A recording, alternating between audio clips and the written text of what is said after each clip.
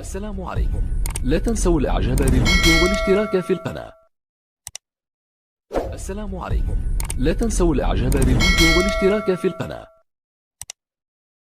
قرار مفاجئ من مدرب الهلال السوداني بخصوص مباراة الأهلي المصري في دوري أبطال إفريقيا. عادت بعثة فريق الكرة بنادي الهلال السوداني إلى العاصمة الخرطوم مساء أمس الأحد قادمة من جنوب إفريقيا بعد أن خاض الفريق مباراته الأولى في دور المجموعات ببطولة دوري أبطال إفريقيا 2023 والتي خسر الهلال بهدف دون رد أمام فريق سانتاوس الجنوب الإفريقي.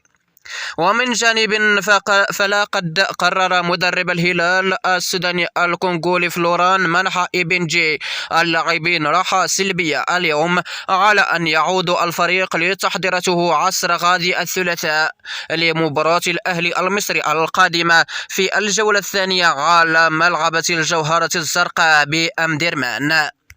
والهلال السوداني سيفاجئ الأهلي المصري في أمدرمان، وأتوقع أن يفوز نادي الهلال السوداني على الأهلي المصري في الخرطوم.